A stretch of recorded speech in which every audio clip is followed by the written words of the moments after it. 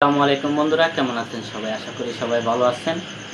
আজকের হেডলাইন হচ্ছে Iran Israel যুদ্ধে মুসলমানদের অবস্থান কি হওয়া উচিত।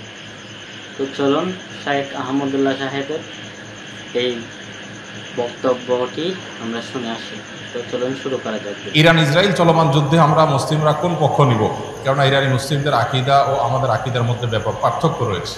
দেখুন, একটা কমন নীতি আমাদের প্রত্যেকেরই জানা থাকা দরকার। সেটা হলো, একজন মুসলমান তিনি সবসময় মাজলুমের পক্ষ অবলম্বন করবেন। যখন দুটি বিবাদমান পক্ষের মধ্যে একটা মাজলুম আর একটা জালিম হবে, তখন সেই ঘটনায় মুসলমানরা সবসময় জুলুমের বিরুদ্ধে অবস্থান নেবে।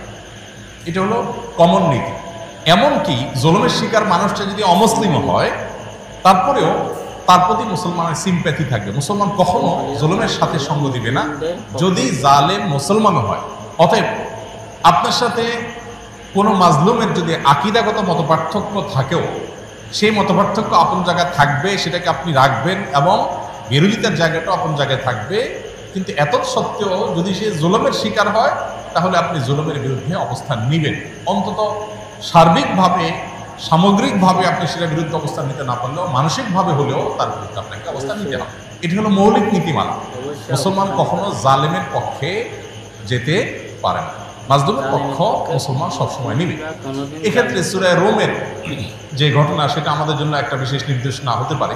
সূরা রোমের শুরুতেই আল্লাহ তাআলা যে বলেছেন, আলিফ লাম মিম গুলিবাতির রোম, এখানে আমরা দেখেছি যে রোমানদের সাথে, তখন পারস্যের অগ্নিপূজকদের সাথে যে যুদ্ধ হয়েছে, সেই যুদ্ধে মক্কার মুশরিকরা পারস্যদের, আর মক্কার মুসলমানেরা সাহাবা একরাম তারা রোমানদের সমর্থন করেছে। কেন?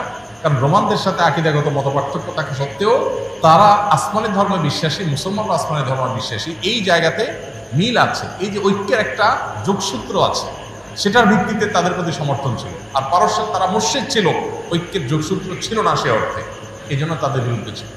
অতএব আজও আমরা ওই মূলনীতি মাথায় রেখে অনেক আহলে কেবলা, অনেক আপনার মুসলিম আছেন যারা হয়তো বিভ্রান্ত, যারা হয়তো বিদাতে লিপ্ত, কেউ কেউ হয়তো শিরকে বা ইসলামের গণ্ডি থেকেও খারেজ, বা বাহ্যিক দৃষ্টিকোণ থেকে আদর্শ সময়তে মুসলমান মানুষ মনে করে পরিস্থিতি বিবেচনা, বিশেষ করে তারা যখন জুলুমের শিকার হবে, তখন জালিমের পতন চাওয়া, বা তাদের চাইতে আরো বেশি জুলুম যারা করছে তাদের পতন চাওয়া, বা তাদের ব্যাপারে আপনার যথাযথ অবস্থান গ্রহণ করা, এটা মুসলমানের, দায়িত্বশীল মুসলমানের কর্তব্য।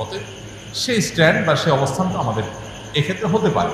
এছাড়া এটা তো ঠিক যে সিরিয়া যুদ্ধে ইরাকে বহু সুন্নিকে তারা হত্যা করেছে, নির্মমভাবে হাজার হাজার লক্ষ লক্ষ সুন্নিকে তারা হত্যা করেছে। মূলত পৃথিবীতে মানুষের পাপের কৃতকর্মের প্রায়শ্চিত্ত মানুষকে করতে হয়। বিশেষ করে জুলুম যদি করে কেউ, তাহলে জীবদ্দশাতেই তার প্রায়শ্চিত্ত করতে হয়, আখিরাতে তো আছেই। এই জন্য জুলুম থেকে আমরা সবসময় নিজেদেরকে বাঁচিয়ে রাখবো। কোনো যুক্তিতেই আমরা জুলুম করব না। এমনকি যুদ্ধক্ষেত্রেও নবী সাল্লাল্লাহু আলাইহি ওয়াসাল্লাম আমাদেরকে জুলুম করার পারমিশন দেন নাই। অমুসলিমের সাথে আল্লাহ তাআলা জুলুম করার পারমিশন আমাদেরকে দেন নাই।